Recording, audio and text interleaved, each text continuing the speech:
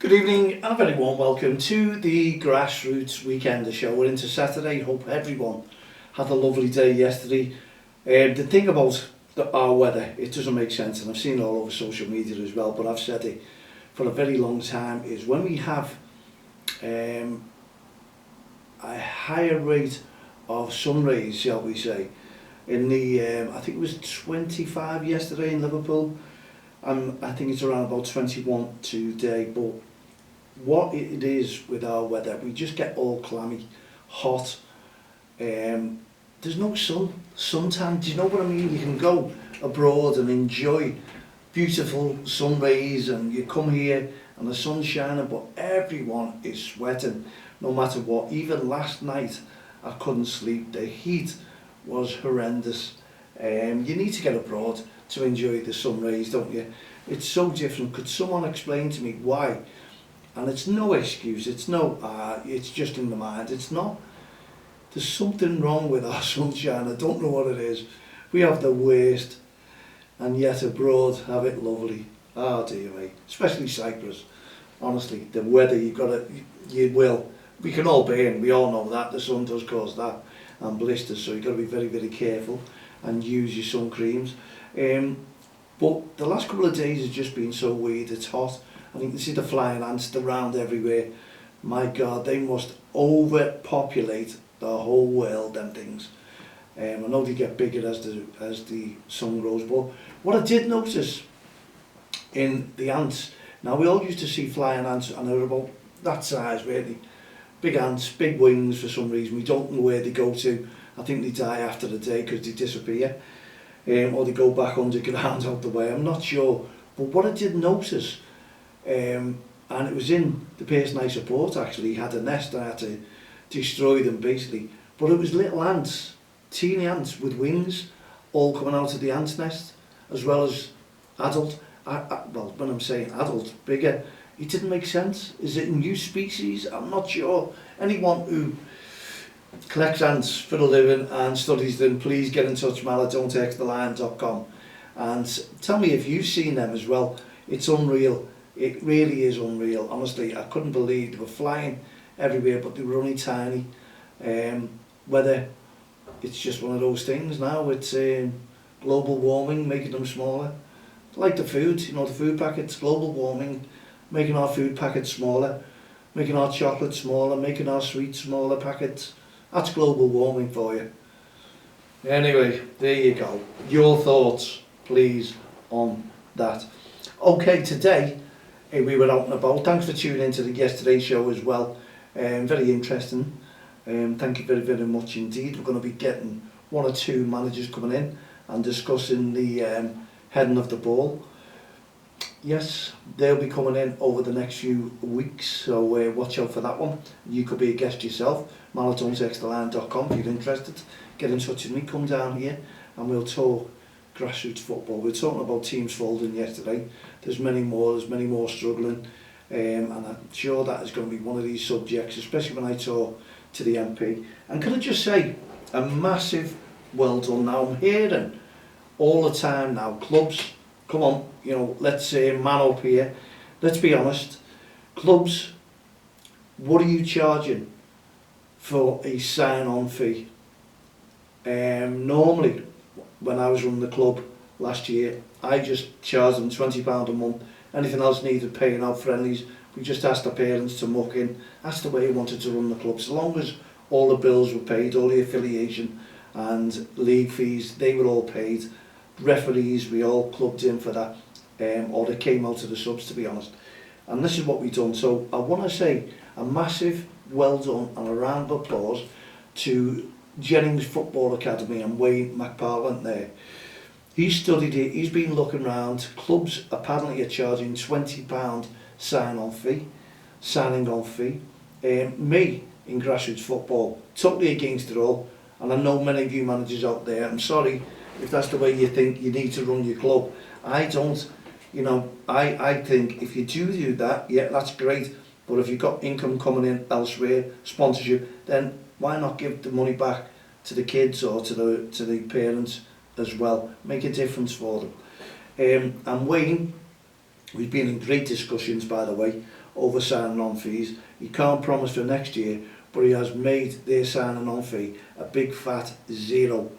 Well done to Jennings Football Academy. They're trying their very, very best at a community club, and I'll be working closely with Don't Cross the Line and Jennings Football Academy and the REFspect campaign to make a difference with them, because I want clubs to benefit all the children, all the parents, to make it a real community club, and that's the way it should be run. And I think many clubs and leagues are forgetting that these teams belong in a community, and we want to bring and we want to study and make sure that parents are not overwhelmed with prices costing them a fortune for their child to play football. It's not an excuse. You can't stand there and go, this is the way it is, everything's going up, and you know, we just talked about sweets coming down in smaller sizes. Well, if they can come down on a smaller package and we're paying more money, why not bring subscriptions down? Abolish your signing on fee. Where does it go? Everyone's talking about, yeah, we need that to pay the FA affiliation fees. Let's all put our heads together and make the drum sound, as they say. Drums are rolling, and bang the drum to bring those sort of prices down. Your hubs, bring those prices down. Training facilities, pitch fees. Let's start banging the drum. Get in touch with us, because we are wanting to do this, to bring the prices down for grassroots football, for the kids, for the managers, for the everyone who's voluntary to go out there and enjoy the game of football. Referees' fees are going up all the time. Well, I think there may be a hold on it, but you'll find that. And yet, there's no sign of any league fees coming down. There's no sign of any affiliation fees coming down. There's no sign of any pitch accessories coming down where you have to use. They're all going up, and we do understand that the council has put pitch fees up by 10% for next season. We are pricing teams out of football. Let's please stand together as one and bring in cheaper prices. Some clubs out there are not bothered because they're raking in the money, and it's wrong. Why are we raking in the money? It doesn't make sense, because I was under the impression, and I think the FA handbook states, if you look at it, everyone go to your county FAs, get a copy of this and look at what leagues, clubs should be doing. Everything should be spent on the team, the players who are with you. It should have a little bit of money put aside. If you're going to tournaments, do it a different way. That's the way to do. But spend it and make sure that you keep your money in to pay your likes of what you've got to pay the following season. So long as you break even and everything's paid for, and you're all voluntary, this is what we are. There's no need to make thousands of pounds within a club unless you're buying the kits. If the sponsors are buying the kits, there's a difference. That's saving the club's money. You have to look. Teams are getting sponsors and the clubs are asking for more money. It doesn't make sense to me. It really, really doesn't. Am I missing something? If I am, please, you're welcome to come in and explain what you do. Now, I know some clubs will put money set aside for the disadvantaged children and the managers, whatever, who are involved in grassroots football. Kids who cannot afford, and there's plenty of them out there, and they have a little pot where they can help out. Now, that has to be proven. We all know that within the club. It has to be strict, because anyone can say, oh, do you know what, I'm out of work, oh, do you know what, and they're not. So you have to keep a check on it, because you can't have parents subsidising other teams or parents for their child if they are working and they are getting money to set aside for children's facilities. And it's a great idea, actually, to get onto the government and the governing body to set aside a little bit of a pot where they can claim for funding for kids in sports. And we could try that, because I have a meeting with our MP, so I'll note that down. So I've just come up to that while I've been on a MP facilities fund. There you go. So people can apply for that, even through us. Maybe great if we could be the masters of that, because we do know many. We've been going since 2003, and I've been in grassroots football for over 40 odd years. It's a long time, and I'm still there, and I always like to see teams, lovely teams playing, togetherness. I love to see that, and I hate to hear teams folding, and I know Belfry's been around for many years and the club has folded, and there's a lot of kids come from Belfry as well who have made it in the big time as well. Henry Bradley was the starter of it, and Colin Hunt, he was part of it, he was on the committee as well. And there's plenty, honestly, there's people who have passed away who've been involved in it. There's Joe, honestly, what a club, and it's sorry state to declare that club is now folded. We did it as an experiment, but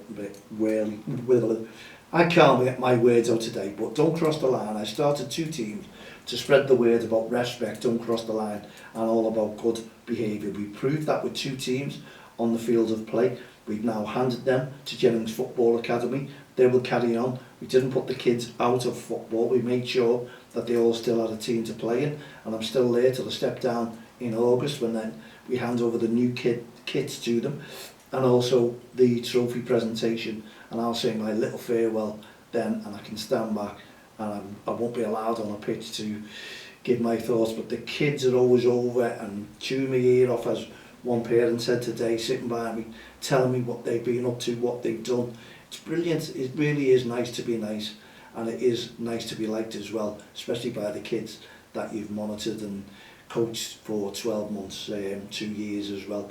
And I get on great with the 2 sets of kids, they all know me, and the parents as well.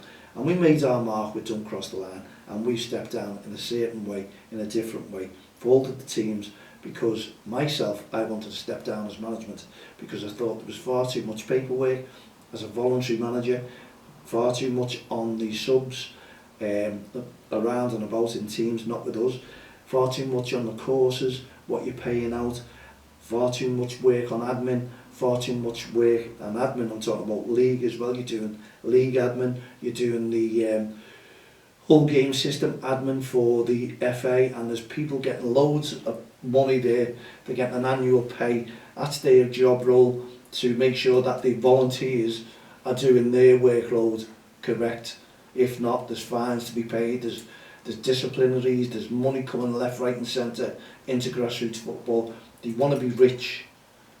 County FAs want to be rich, and we need to make sure that, yeah, if people are having a full-time job there and they're doing the jobs correct, EBS checks, safeguarding, that's fantastic. But why have volunteers doing the work not being paid? Referees get paid. I love the referees, they all get paid. You need to have a voluntary pot for expenses, for coaches, for managers, to pay off all these courses, because they're doing it brilliantly. They're taking the kids off the streets, they're giving the kids a game of football, and they're paying out their own pocket for all these courses. Doesn't make sense. Sometimes parents will subsidise, that's fine. Parents don't mind that, because the kids are benefiting through the manager, who are helping the kids and are keeping them off the streets and on the straight and narrow if they possibly can. There's organisations against gun crime, knife crime, especially Don't Cross the Line as well. We're there. We want to try and make sure that the kids are getting the right message when they play in grassroots football week in, week out. It's not just about kicking a ball.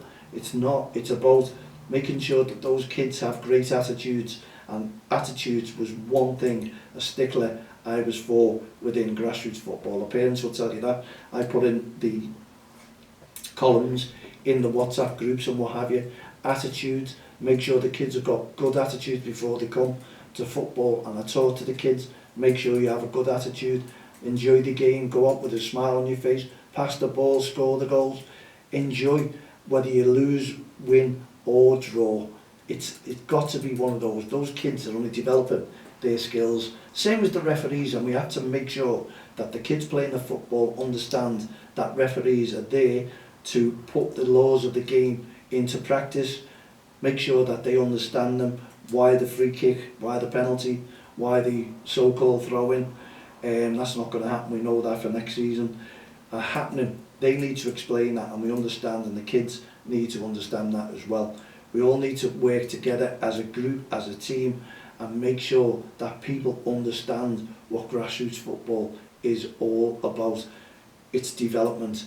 And talking about development, well done once again to Ray Woodhouse, Steve O'Sullivan, all the team at River Juniors who put on a fantastic summer league. It's a development league. It was there to give the kids games while they had nothing to do, and it's worked great, and they come to an end today. They've been fantastic. Well done. Hats off to you for putting these on, because they're there again all day, every day, trying to work, make sure that the fixtures are going ahead, referees are coming in, the kids are enjoying their football matches.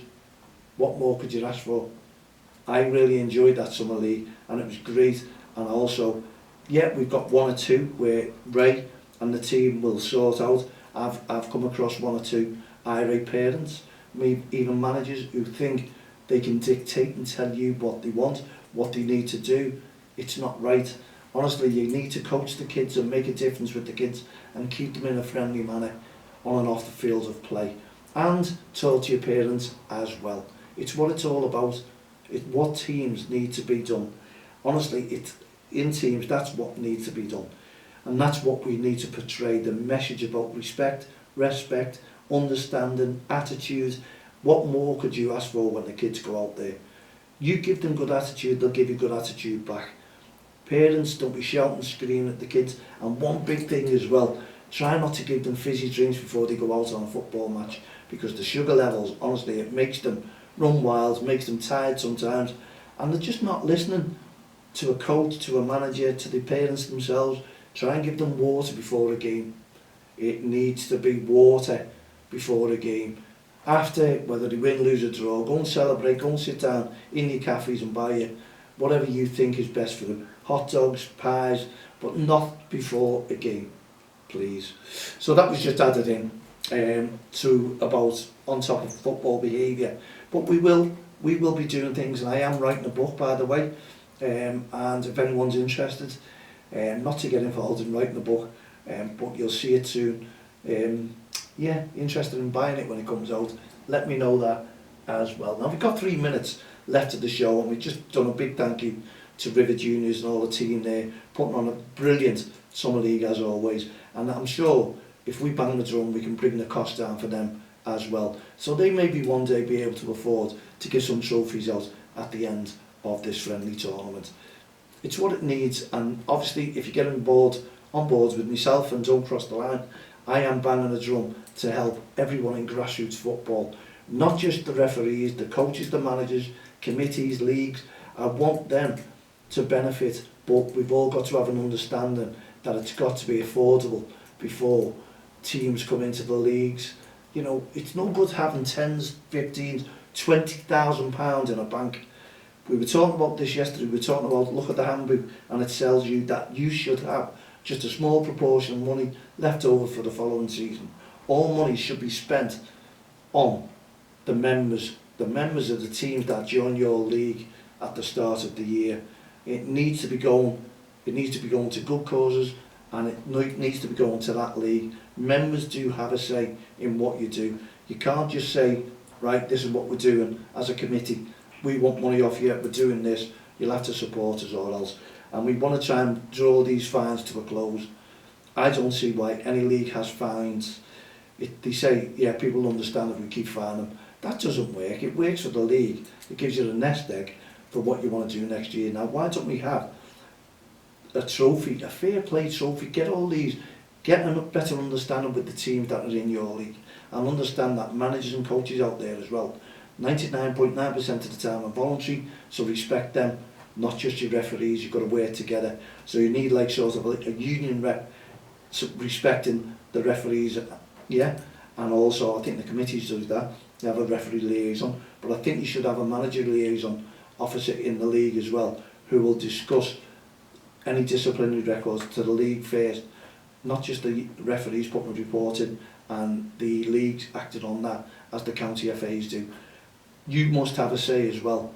You must respect a coach and a manager's say, because you give them the safeguarding certificates, you give them the level 1 certificates, you give them all the passes on every course that they do. So why haven't they not got a say? And in some cases, they have more awards and courses than the referee does. And I know referees out there as well will do a manager's course. So let's work together, bring people together, as Don't Cross the Line has been doing since 2003. And let's make the game better, because we're certainly trying that next season. And I'm working closely with Dan Carden, my local MP, and we do want to make a difference for you in grassroots football.